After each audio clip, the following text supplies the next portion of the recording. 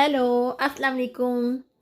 हाँ जी, तो हम लोग बच्चों को स्कूल से लेने के लिए आ चुके हैं और वो सबसे ऊपर वाली जो 5वीं मंजिल है ना, वो बच्चों की है, जिसके ऊपर शीशे लगे हुए हैं। सबके ऊपर शीशे हैं, लेकिन जो 5वें नंबर पे जो शीशे लगे हुए हैं ना, खिड़कियों में से नज़र आ रहे हैं, वो बच्चों को इन्होंने दी हुई है कमरा, जहाँ पे वो बैठते हैं, पढ़ते हैं। और बस अब बच्चों को लेके जाते हैं घर पे। बेल हमने दे दी थी। उन्होंने कहा था बच्चे हॉट में हैं, और हॉट का मतलब बच्चे वहाँ पे खेल रहे थे। और जहाँ पे बच्चे खेल रहे होते हैं ना, वहाँ पे एक बोर्ड बड़ा लगा हुआ है कॉरिडोर के दरमियान में से। वहाँ पे जब बच्चे खेल रहे हैं, पढ़ रहे हैं, जो उनसे क्लास में है ना, वहाँ पे बच्चे अपनी तस्वीर उठा के ना उस जगह पे लगा देते हैं। फिर इसलिए हमें आसानी भी हो जाती है। अभी हमने बेल दी थी तो उन्होंने किसी ने दरवाज़ा नहीं खोला, और अभी दोबारा हस्बैंड दे के गए हैं बेल, तो फिर दरवाज़ा खुला था और हस्बैंड गए भी नहीं है अंदर। बच्चों ने शोर डाल दिया था। फिर मैंने इनको बोला आप इनके पास रहें, झूला वगैरह दे, मैं जाती हूँ। तो मैं बेल दी और फिर मैं अंदर आ गई। और मुझे बेसिकली जो से मुझे ना डुच की इतनी ख़ास समझ नहीं आती, तो बेल मैंने दे दी थी। तो अब मैं यहाँ पे खड़ी थी और वेट कर रही थी। और पहले मैं अंदर गई थी, लेकिन फजर ने और ईसा ने भी शोर डाल दिया, फिर मुझे वापस आना पड़ा, और इसलिए भी मेरे लिए मसला बन गया। फिर ज़्यादा टमाटर का वो फिर बंद हो जाता है, ठीक है। और यहाँ पे फिर अब लोग आ रहे हैं, जा रहे हैं। यहाँ पे ज़्यादातर ओजलैंडर जो लोग हैं ना, जो गैर मुल्की हैं, वही यहाँ पे उनके बच्चे ज़्यादा हैं, ठीक है। दूसरे जर्मन वाले बच्चे भी हैं, लेकिन जो आउसलैंडर है ना, दूसरे मुल्कों से आए हुए हैं, अरबी, तुर्की और इस तरह इंडियन, इस तरह के बच्चे यहाँ पे ज़्यादा हैं। और ये बाहर वाली साइड पे जो एरिया है इधर खेलने वाला, और एक अंदर वाली साइड पे है। बाहर वाली साइड पे है जो यहाँ पे जब बच्चे आते हैं, इंतज़ार करते हैं, तब के लिए है, क्योंकि सुबह 7 बजे स्कूल खुलता है। और तकरीबन अगर पहले लोग बच्चे भेज देना, तो फिर बच्चे यहाँ पे बैठ के वेट कर लेते हैं। अब मैं स्कूल के अंदर हूँ, और स्कूल के अंदर भी आपने देखा जिस तरह का ग्राउंड वगैरह था। अब घर आ चुके हैं हम लोग, और पढ़ रहे हैं हस्बैंड नमाज।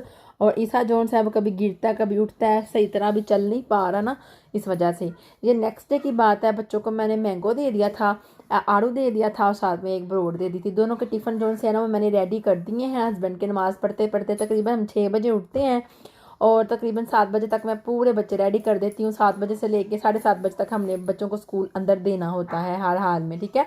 और ये बच्चों का हमने लंच ब्रेकफास्ट जो है ना वो तैयार कर दिया है। सुबह सुबह बच्चे जो से है ना वो पीते हैं चाय, कभी अंडा, कभी ब्रोड, ठीक है। तीनों चीज़ें पी सकते हैं बच्चे, बच्चों की मर्जी है। कैन मेरे पास दूसरी भी है, लेकिन वो बच्चे स्कूल में बुलाए थे, तो फिर जो मेरे पास ऑलरेडी घर में पहले की पड़ी हुई है, वो फिर मैंने इनके अंदर इनको वाटर डाल दिया था। अभी बच्चों को नाश्ता करवाना बाकी है।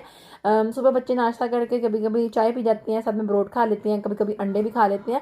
लेकिन ये सुबह सुबह का नाश्ता होता है, मैं बच्चों को भूखा नहीं भेज सकती, मेरा दिल नहीं मानता। वहाँ पे जाके बच्चों ने तकरीबन 11 बजे तक इन्होंने दोबारा से अपना टिफ़िन खोलना होता है और ब्रेकफास्ट करना होता है, आई थिंक 10 बजे।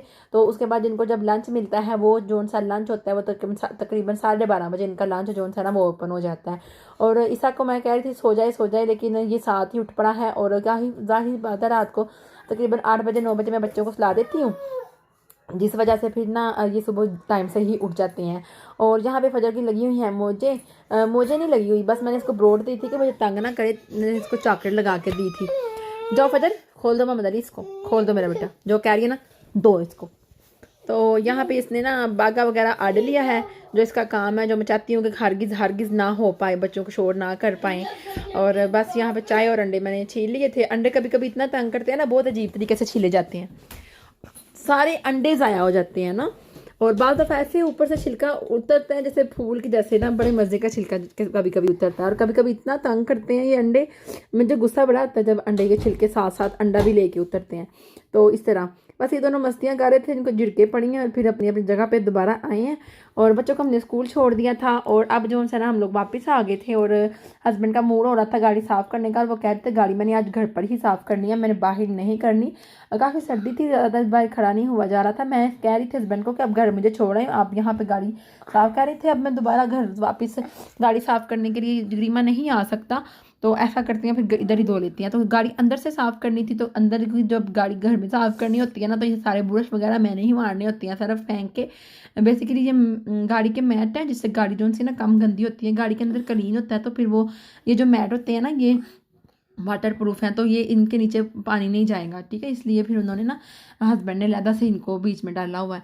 तो ये फिर ना मैं धो रही थी, साफ़ कर रही थी, क्योंकि ये मेरी ही ड्यूटी है, जो मर्जी हो जाए मैंने ही साफ़ करने हैं। अगर ना साफ़ करूँगी तो फिर हस्बैंड जो उनसे है ना बातें करते हैं, कहते हैं तुम मेरा इतना सा काम नहीं कर सकती, गाड़ी में तो भज के भाई नहीं है इस तरह फिर मेरे साथ मजाक करते हैं।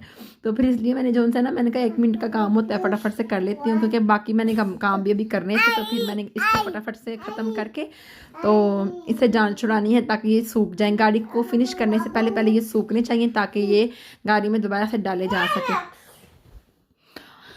हाँ जी, तो ये जो है ना, तकरीबन मैंने सारे साफ़ कर दिए हैं, सरफ वगैरह इनके ऊपर से उतार दी हैं। और ये मैं हाथों से बातें कर रही हूँ कि यहाँ से ना वाशरूम की खिड़की से भी गाड़ी साफ़ सुथरी नज़र आती है कि अभी हस्बैंड काम लगे हुए हैं मशीन के साथ। मशीन जो होती है ना वैक्यूम घर का, उसकी मदद से जो है ना साफ़ कर लेते हैं मशीन को। मशीन की मदद से गाड़ी साफ़ कर लेते हैं अंदर से। और ये जहाँ पे स्विच लगा हुआ है गाड़ी की, जो वैक्यूम की तार जो से ना लंबी है, लेकिन इतनी लंबी नहीं है, तंग होती है थोड़ा सा ना पाइप को इधर उधर करने में।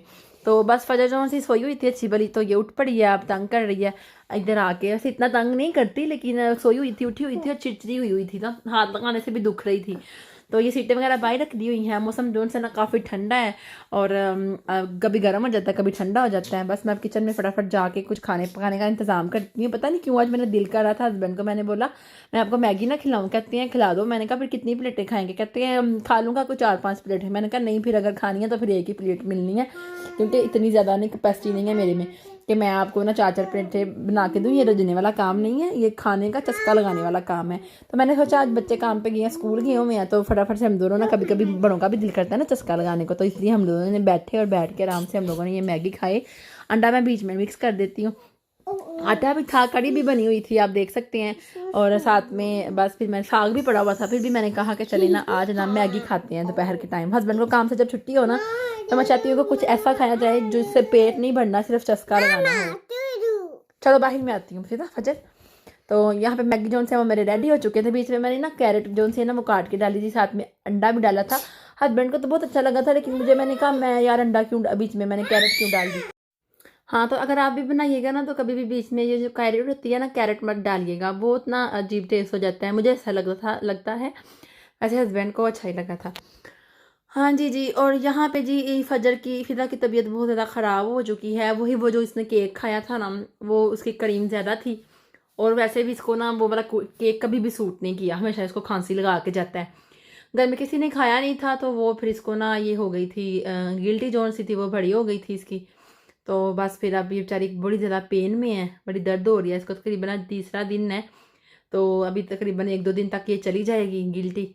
और रेशा सा भर गया इसके अंदर, काफ़ी पेन में है। बच्चे वगैरह पास नहीं आ रहे, आते हैं तो वो दुखती है बेचारी। ईसा बेचारा हाथ डालने की कोशिश करता है, तो मैं चाहती हूँ कि ये अपने आप को बचा के रखे। आपको पता है कितना पेनफुल होता है ये सारा कुछ।